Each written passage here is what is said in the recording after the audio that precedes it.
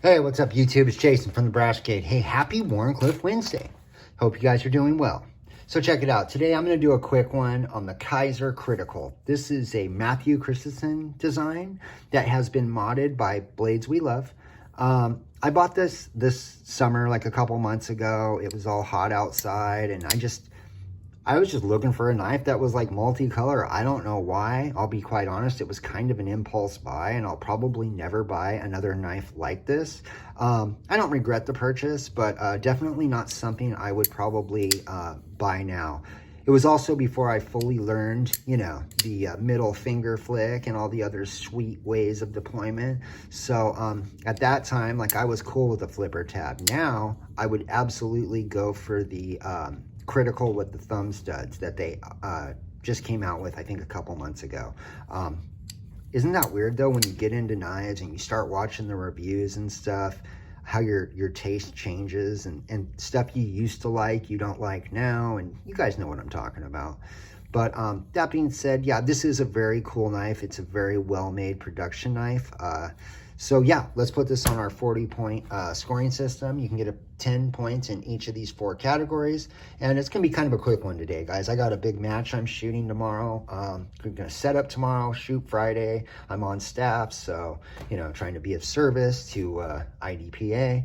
And so, yeah. So anyways, comfort carry. This thing gets a 7. So what's funny is, Dave, if you're watching, this would be a good one for you. But I would get the thumb stud version, and I would probably just get the titanium one. It's you know, 50 bucks cheaper. But it's a very big knife. It's 8 3/4 inches from here to here. The blade is just over 3.5 inches with 3.5 inches of you know, cutting area. Flat grind S35 VN blade steel, you know, bearings, hardened lock bar insert, right? Like all your usual suspects. Pocket clips done very, very well. But the funny thing is, it's not that comfortable. And that's why it's getting a 7. It's just not for my hand size. And it's like, I'm not going to cry about any hot spots. There's none of that going on. It's just something about it. I don't know what it is. It's just not that comfortable. Therefore, I'm giving it a fucking 7. That's just what it is.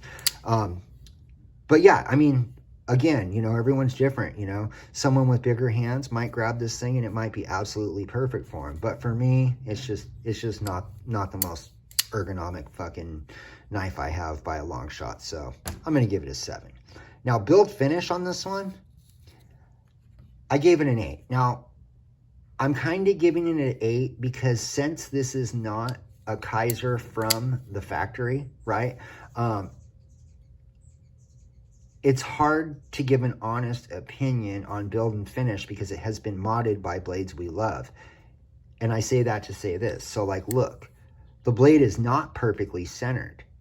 But because I never got this knife straight from the factory, it could have been until this guy got a hold of it, right?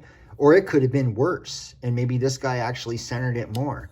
That being said, I'm giving it an 8. I feel like that's a good score in this position that I'm put in right now because I want to be, you know, objective. And again, I don't know. When it came from the factory to Blades We Love, it was either more centered or less centered. But since we don't know, I'm giving it an 8, right?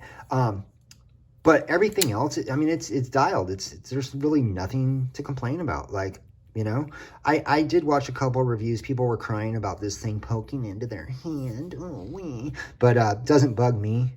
Those are probably people with bigger hands and I could see where that might be a thing, but it doesn't affect me, so it's not going to affect my review. But yeah, build finish, it gets an 8.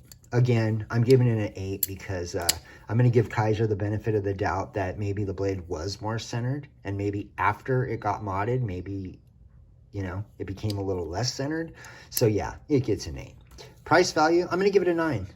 I'm giving it a 9 because that is a lot of fucking mods right there, right? Like this guy over at Blades We Love, he had to disassemble the whole knife, right?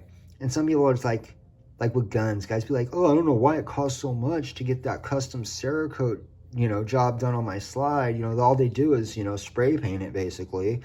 No, there's a lot of work that goes into doing these modifications. It's not just you break down the knife and then you paint it. You got to break shit down. Sometimes you got to bead blast or sand, and There's a lot of prep work. Like, I'm sure this knife took hours to mod, right?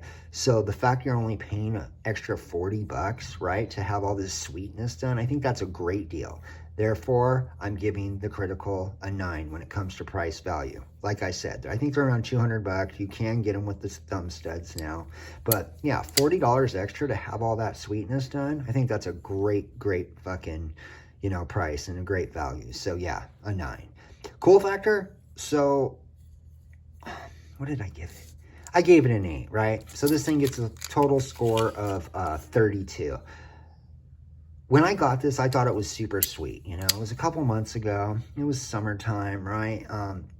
You know, it was really before I got the whole Spidey flick thing down and different ways of deployment, right? Like, I was getting into the knives and all that. And if you guys don't know, I am new to knives, and I say it at least every 2 or 3 videos. I put that in there as I'm putting in here now.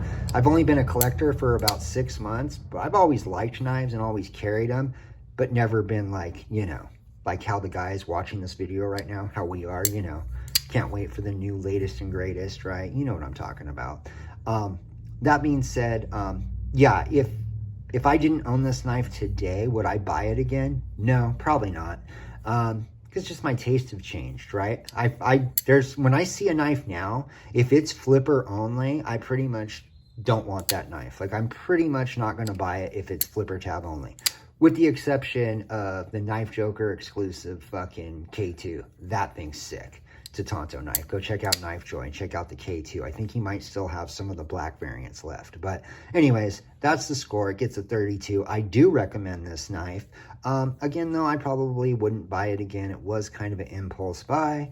But yeah, all in all, a very good knife. And it would probably be incredible for guys with bigger hands. But anyways, guys, have a great week. You know, I'll check in with you guys later today or tomorrow on the giveaway. No one's picked the number yet, so yeah, you guys got time. Anyways, have a great day. Stay safe, shoot straight. Until the next one. Yeah.